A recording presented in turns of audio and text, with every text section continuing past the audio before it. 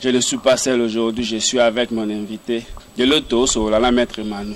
Mais maître Willy, prochainement, il faut disposer de débat et ça va bien. Bonsoir maître Manu. Bonsoir Mopanzi Sango, bonsoir Naba Landi Bansoya Franck comme télévision. Pe na maître Willy malgré non présence na émission ya lelo. Lelo penjo bombela ki biso biloko bien. O bombela ki biso na biloko to linga ki to partager ensemble. Ko ya maître Willy était lelo et le belio. Bon et handicapé sur le plan mental parce que yemuto senga ki débat contradictoire oyo. Sur appel nangai ya émission utai kolika nde asenga ki te tokutana na ye na plateau le lopote toyeba kosolola mambi matali politique ya mokili pe ya ekolo ya biso fort malheureusement pour des raisons aussi personnelles ayeite bon sali mo handicap sur le plan mental mais sinon on est là omoni ngote victoire na côté na o maître William Kimi maître William yete abangi yote te na lobaki yango na émission utai koleka bisika bato ya bwanya bazai kosolola ezaka victoire ya moto te ezaka nde victoire ya science science nde elongaka moto alongaka te po makambo moto azali koloba wana ezali ya ye te ezali ya science donc moto alongaka te ezali nde science moto elongaka elonga ezalaka nde ya science elonga ezalaka nde ya bosolo ezalaka ya moto te ntango oyo olobi te ndako oyo ezali en étage ezataka yo moto longi ezaka ndako ezaka nango en étage c'est comme ça c'est ça les réalités scientifiques les réalités scientifiques sont comme telles et n'appartiennent à personne moto mota ko bakte réalité wana ezali nde yangai bosolo wana ezali nde yangai te bosolo ezali ya science et chaque fois que bato ya bwana bazali kokutana pona kosolola makambo matali ekolo makambo matali bosomi ya ekolo ezali elonga ya moto te ezali elonga nde ya science. C'est bon, très bien maître Manu. Fidèle téléspectateur, vous avez branché maître William Lobby ce week-end à Roya, débat contradictoire contre maître Emmanuel Kassongo. Azuma empêchement par rapport à Mamba Moussala, semaine prochaine, le week-end à débat Kozala. Je te salue, Judith Mala, c'est ma petite sœur. Je te salue, maître Manu, tu continues à Mbango. Tout le monde marche, il y a parti au pouvoir. Tout le bagage qui est IDPS est allié. Autrement, union sacrée. Basali marche, le lot, la police est encadré. Bango kitoko marche na bango électoraux qui massa c'est bétité. Entre autres, la fois passée, la Mouka, la sa qui marche na ye, massa c'est béti, ba béti, ba journaliste. Pour na yo concept wana zwangonde. Concept wana izali normatif. C'est vraiment normatif. Dans le sens où l'autorité compétente a monité azalaki na makoki ya ko encadrer ya ko kengele marché ya bandeko ya IDPS allié yango omoni esalemi na bosomi nyoso na ebisaki yote manifestation ezali droit ou ezali reconnu na tout citoyen de manière individuelle ou de manière collective. Si quoi pour aniter maître Manu, pour aniter tout le monde qui gouverneur de la province, pour l'année tant union sacrée et côté ici demande à marche à reporter qui ont été à pousser qui ont na micro yate mais pour l'année il y a la mukande ba pousser na date moko boye o bango ba dinga kité ya ngo moni tia ki mo mbilinga entre autres union sacrée et marche na bango na bata IDPS ba le gouverneur a validé en facilement. Mais le 15 au Taïkolik, bande konabiso ya lamuka ba projeta qui marche bango mon côté. Eza qui peut na bande ko basusu oyo ba sengala qui peut ko marcher les 15 wana entre autres mwana mboka Christophe Mboso na bato baye ba sengala qui peut ko tambola mwana mboka Willy Michik a sengala qui peut ko tambola mais ba tambola kité les 15 zaki kaka marche pour na lamuka pambata et baboyela kaka lamuka pambata mokonzi amonaki te azali na makoki ya kokengele manifestation wana te nde asengaki te soki bakolinga bapusa marche na bango a partir ya le 17 nde akozala sikoyo na makoki ya kokengele milule wana ya botamboli ya bana mboka lokola bango batosaki te sikoyo bakonzi ya ekolo basengaki kosala nini baautorité basengaki kosala nini basengelaki kozwa mikano na bango mpona kobatela ordre public kobatela kimia soki bato ya lamuka bazali kotambola soki bato ya IDPS allié soki ya union sacrée bazali kotambola oya ngai likambo na kati nini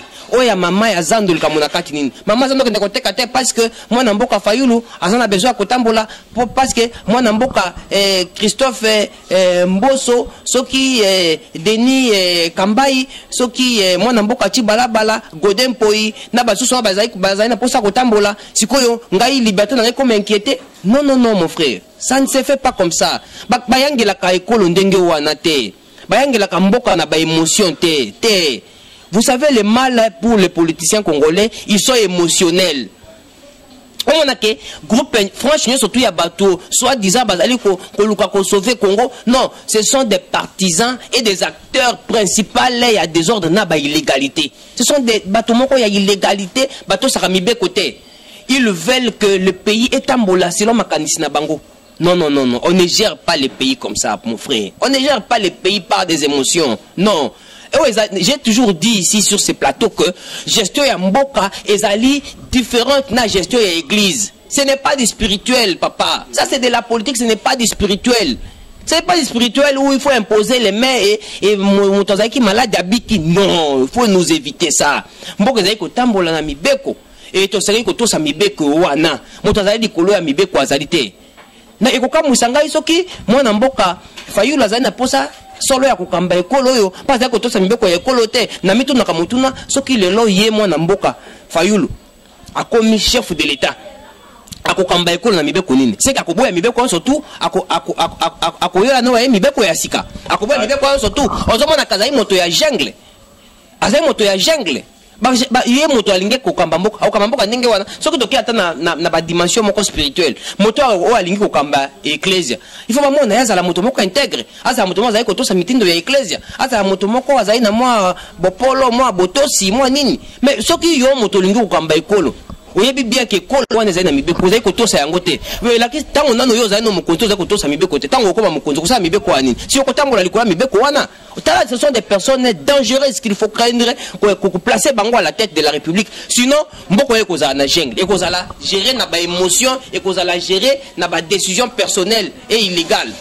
Très bien maître Manu sur totali bato bazolobaki avant Fayulu avant Kisekedi égal après Kisekedi entre autres ezaka eloko moko bino boye beaucoup type bozo accompagnant parce que bino bosala guerre oyo ça fait longtemps bobunda combat ona ba Fayulu bobunda combat oyo bino nyonso ensemble ezaka bino boye beaucoup tika nde Kabila tika ki bino bobanda olobake Kabila fait la dictature Kabila pekisi marche bino bobimi na balabala pourquoi pas bino botika pe Lamuka a s'exprimer ndenge bino bandai ko sala Lamuka azaka na rythme o bino so bandai ko bunta to lo bake mona mboka Kabila azaki ko sala mosala malamu mais côté ko réprimer ba manifestation moi je n'ai jamais condamné le régime sortant non il y a eu des marches qui ont été autorisées par le régime sortant bandai ko pensa ba marche sur tout est non on doit se le dire les vérités.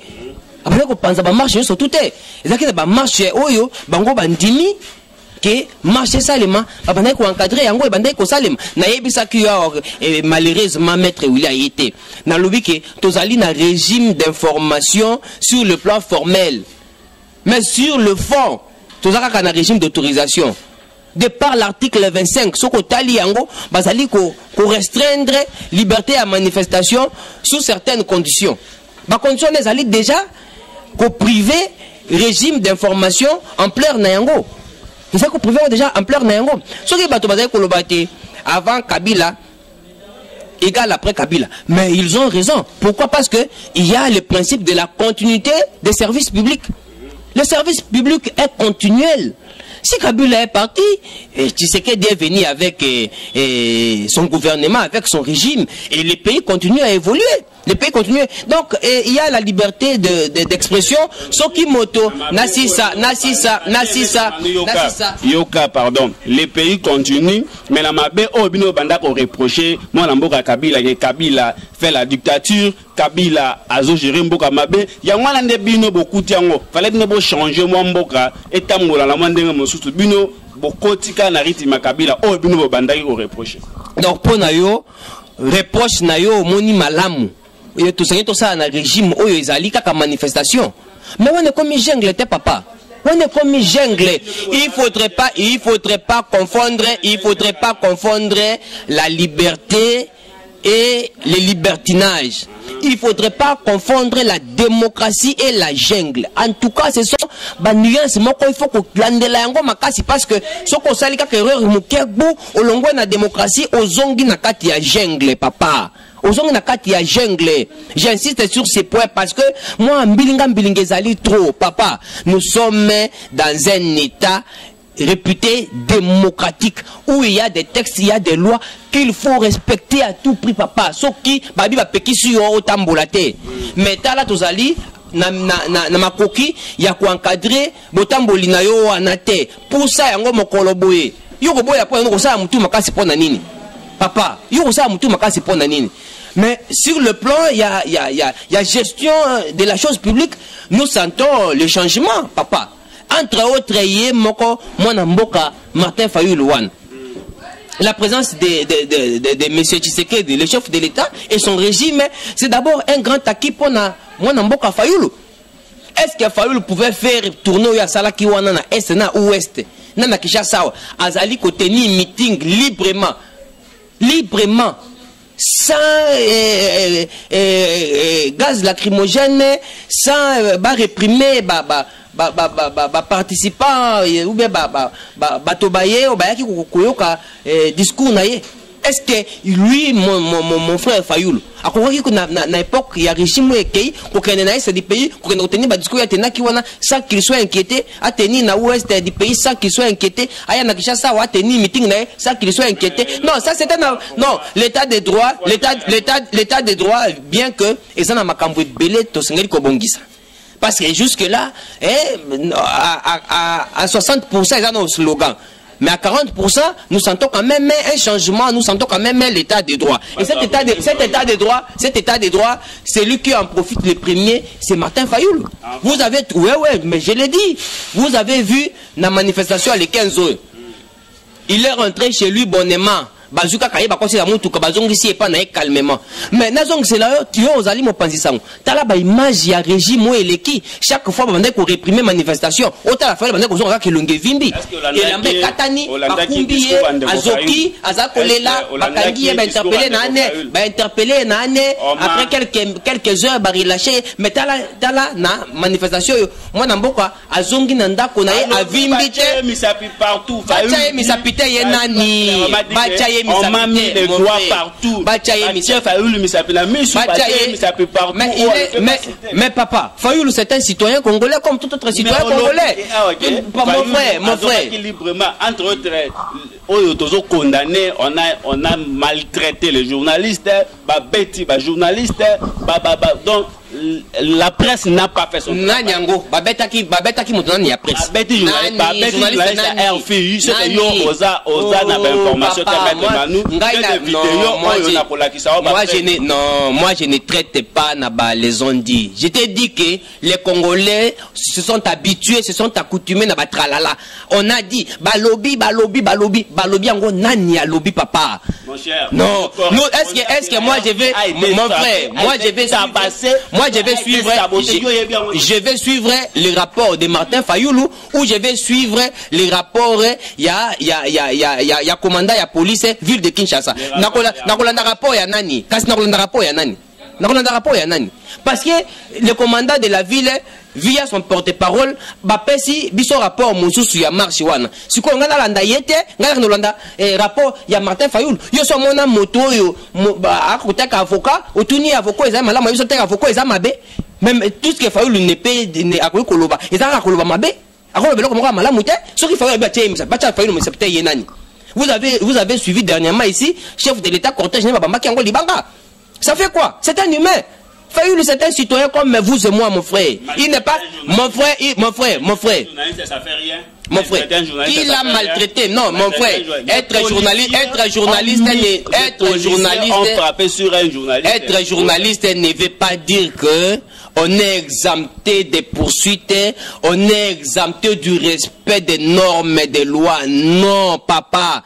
Les journalistes, azali moto, azali ko banda ko tosa mibeko, pe ko vulgariser mibeko wana. Tant que journaliste yé moko na mato imaye ayokati te, bakonzi ya etuka ya ville de Kinshasa balobi ke marche o ya le 15 et ça le matin ba pousse yango le 17 ezalate ba tie ba disposition ya ba policier dans des coins stratégiques pour que ba mouvement e wana ça le matin. Pourquoi un journaliste va risquer son danger, va risquer sa vie pour qu'il n'ait pas ndenge wana? Si il est d'investigation, s'il vous plaît. Ce que journaliste d'investigation. C'est là nano. C'est être comment RF la kisinini. Et la kisinini. RF c'est quoi? RFI c'est quoi? C'est une chaîne comme toute autre chaîne, mon frère. Oui. Alors, c'est une chaîne comme toute autre chaîne. Est-ce que bateau RFI, s'il vous plaît, mon frère, est-ce que mon frère Christian Bosembe peut aller en France? Est-ce que Christian Bosembe peut faire ça? Pourquoi pas? Mon frère, non, il faut nous éviter ça. Je n'aime pas le journaliste est venu juste faire son travail. Je n'aime pas faire des analyses sur Makambo, il y a comparaison, il y a mboka, sinon ça risque de créer ma frustration. Mais il faut nous éviter ça. RFI c'est une chaîne comme toute autre chaîne, mon frère. Ce qui est chaîne, il y a besoin de ça. Bon, RFI, c'est pour Yenani. Est-ce que ces pays ici appartiennent à RFI? Ce sont des gens qu'il faut vraiment réprimer par force. Des gens comme ça, il faut les corriger, il faut les interpeller. Je ne suis pas d'accord avec toi, maître Manu. Je ne suis pas d'accord. Il faut respecter la presse. Mon panisango. Yo, vous allez défendre mon RFI parce que vous posez mon panisango. Mais naningi na yebisa yo lelo na plateau na yo que oza la moto ya yambo ya kobanda koto sa mibeko. Ce qui vous avez côté, bah ebi singai ke ba betu yo, ba kangi yo, ba condamné yo, en tout cas gozo a soutien nanga ya ta mokete. Je n'ai pas aussi que je n'ai pas besoin qu'il y a vu où ils la partager dans bateau. Non, j'ai besoin simplement que les gens comprennent couvrir l'événement. Mais quel événement? Un journaliste peut faire la marche. Journaliste a gros marché, journaliste a qui gros marché. Cet événement là. Journaliste qui comprend l'événement. Cet événement là a été strictement interdit. C'est tout. Ce qui est journaliste qui n'a besoin de l'investigation, à Sengela qui a s'aligné des côtés, il y a la police. À Kende, qu'on s'est présenté dans la police, que voilà, je viens dans le cadre d'investigation, dans le cadre, il y a Natal, comme ça, la police, il y a mon cas de soin, tango y a Kende, Kozarana, Bato, Wana, ya la Mouka, Bayena, Bato, Wana, ya la Mouka. Dis-moi, ce que vous avez répondu, Bato, Batika, il y a un problème, parce que lui, il y a Zali Motote, lui, il est extraterrestre, ou il est Mbokoyo, et comment on commence à battre RFI, à battre RFI, nous sommes dans la chaîne de télévision.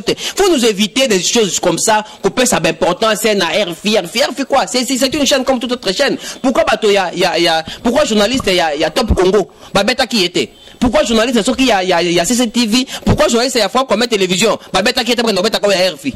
Journaliste il y a ce dernier là bazar qui n'a qu'à marche.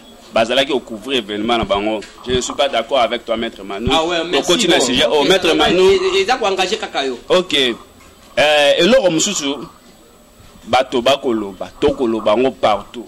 Que baninga donc arrestation et salemi Nathan Oyo et Belé. Bakangi Vital Kamerhe répond à détournement. Bakangi ministre ya EPST Willy Bakonga pour un détournement basengi basali ba démarche et belé net Vital Kamerhe à plusieurs fois pour la liberté provisoire ba PCT. Moi la mboka Eteni Longondo, l'ancien ministre de la santé, a côté quelques jours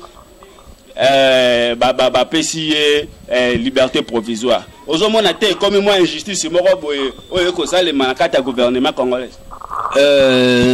Pona motuno wana na libandela non de manière éliminée. Nous condamnons ces comportements de deux poids deux mesures. Je ne sais pas, il faut nazo ngama muke pona yo kita ngozolo makambo bino te. Moi je ne suis pas du régime. Non, moi je ne suis pas de l'UDPS. Je ne suis pas membre de l'UDPS, je ne suis pas membre de l'Union sacrée. Moi, j'ai fait mes analyses de manière indépendante. Mais tout en étant indépendant, j'appuie des très bonnes actions, des belles initiatives. Moi, j'appuie. Tant que nous avons appuyé maman Nana na initiative na Équateur, voilà, Équateur, mon père Mbandaka Mamé. Alors, est-ce que moi je suis membre na terre, na yoki initiative, l'initiative est bonne, il faut soutenir. Soit encore membre peut-être Sima. Mais au début, tant on a eu une initiative, on a soutenir nano. Donc j'aimerais à ce que la tisanga mokoto ya bato ya union sacrée, bato pays de peste non, je ne suis pas là-bas. Moi je suis pas membre de l'union sacrée ni membre de l'UDPS. Alors, pour ce qui concerne l'arrestation, la mise en liberté, nous avons condamné, moi, 2 poids 2 mesures wana. 2 poids 2 mesures wana, nous avons condamné, parce que l'article 17, alinéa, ya Yambo, il y a constitution Yambo Cannabiso, et le but est, la liberté individuelle est garantie. Donc, elle est, le principe est, et la détention est l'exception. Et ce qui est au Tanguy dans décret, il y a 6 août 1959 portant code de procédure pénale, au côté là, ils allaient dans la condition et pesa mi pote, pesa moto, liberté, somi, mise en liberté, pesa moto. Et ça dépend, na analyse, il y a bazouzi. Bazouzi ndeba komono malamu te bon et sengai na moto yo na demande na ye ya mise en liberté to pesa yango soit to pesa yango te. Voilà. Donc ce qui bazai ko pesa moi na mboka Vital Kamerhe mise en liberté te bon il faut tout le cadre pourquoi bazai ko boyele yango mais quelles que soient les raisons to sengai to yeba te la liberté reste les principes et la détention reste l'exception. Donc on est makambo ya bazouzi na ko ça analyse belete na bate bazai ko ça mabe bazai ko ça malamu non nous condamnons ce qui moi na mboka eteni longondo bapesi liberté bapesi moi na mboka eteni longondo bapesi mise en liberté ezali esengo pona biso pourquoi pezali esengo pona constitution ya mboka na biso e lingite citoyen congolais azala naino libre bosomi azala na toute liberté mais ce qui bako bombaye de manière exceptionnelle wana ezali exception mais ce qui bazali kopimela moi na mboka Vital Kamerhe mokonzi ya UNC apesi moi na mboka Childeric Ndosa de l'INC na bandeko banso ya INC na pesi bango mbote so bazali kopimela ye yango esengeli to tuna bazuzi pona nini bozali kopesa bango bozali kopesa mwana mboka Vital Kamerhe liberté ozali kosenga te bango nde bakoyebisa biso kitatu ozali kopesa ye te pona makambo bobo eske makambo ezuzi alobi wana ezali kolanda na mibeko ya mboka soki ezali kolanda na mibeko ya mboka te il y a des procédures ya référé. Il y a des procédures de référé. Oyo, avocat naye, bakoyi entamer pour faire à tout prix que moi n'amboka a zoa liberté naye, surtout qu'il y a des problèmes de santé. Et dans la jurisprudence, ça va te belé, mise en liberté à cause des problèmes de santé, tout ça. Mais pourquoi pas y à bénéficier nayango? En tout cas, moi, 2 poids 2 mesures, nous nous condamnons dans un premier temps.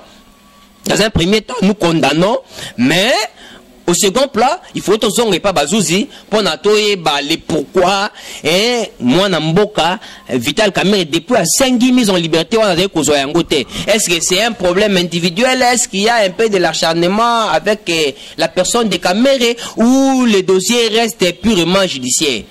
Moi Namboka Félix Tshisekedi na ba discours na eta wakenda na est atena que Vital Kamerhe est un homme intègre à douter la justice congolaise tant à remettre ma son pratique justice il fait à la macambango jusque là tout le monde est là comme tenir longondo bango bazo zoka liberté provisoire baninga msusu baza on dirait privé na ba liberté ou bien na ba liberté ya kozala namboka ko.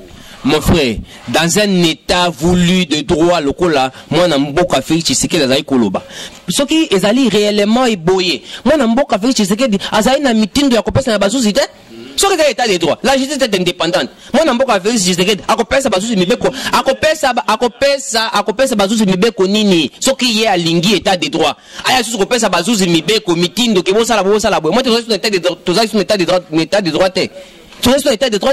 Donc moi Namboka Félix Tshisekedi atika justice ça la mosala na yango. Ce qui azali koloba discours peut-être pour plaire na bandeko ya Kamere. Bon wana ezali ba arrangement politique na bango et c'est aussi un discours politique.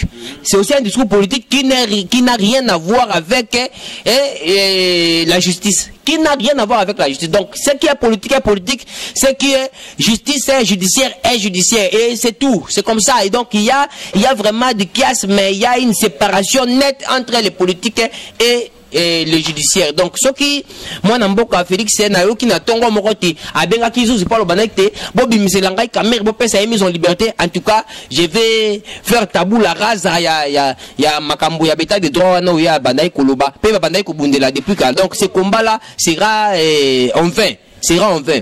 Sera vraiment un combat au rabais. Très bien, merci. Joyeux anniversaire à Françoise Saolona, la maman de Préfina. Elle fête son anniversaire aujourd'hui. Joyeux anniversaire à toi, de bonnes choses. Profite bien de ta journée. Maître Emmanuel Tokomo Chité, Lilobana Souka, na peuple congolais. Lilobana Souka ezalite to simba na main dans la main. To linga ekolo na biso. Moto akolinga ekolo na biso koleka biso moko azalite. Omoni ba journaliste wana mboka bapaya bazali koya po na nini? À cause ya faiblesse ya ba journaliste na biso, ba chaîne na biso. Ils sont trop partisanes.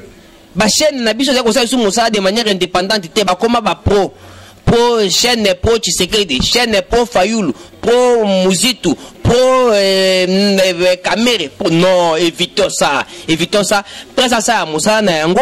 Et puis Congolais surtout. Asa la paix Moussa na asa la oya sengeli ko sala pote et ko le kende liboso pote mboka etambola. Toto ça mi beko ya mboka.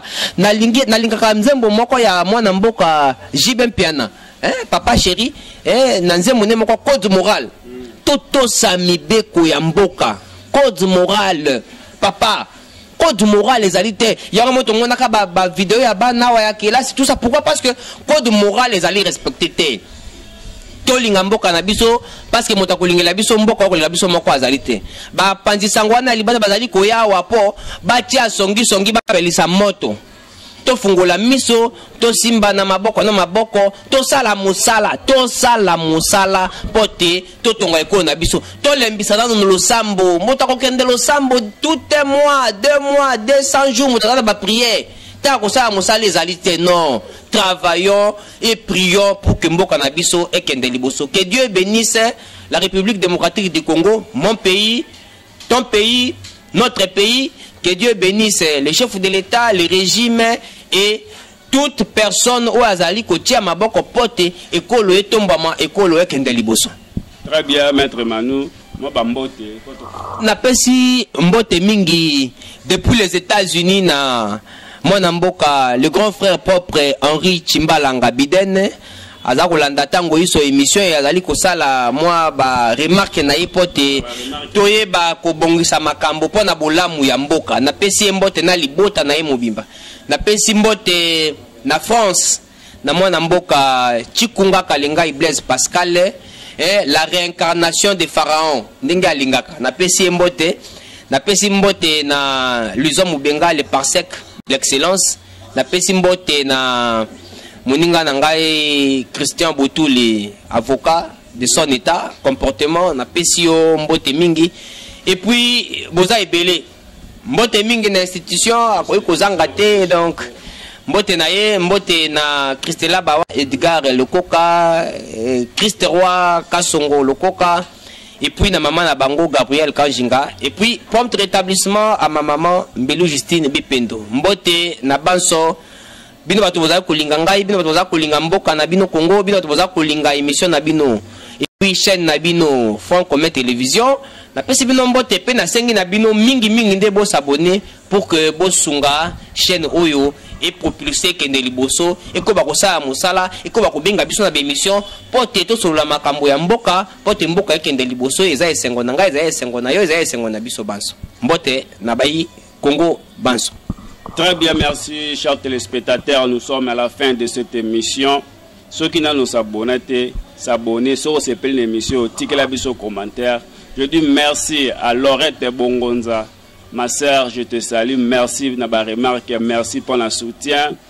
Soki bomoni émission eleki malam bo pesa merci na papa bienvenue Elimo na maman Sylvie. Mes petits frères Paul Elimo, je te salue. On se retrouve à la prochaine. Bye.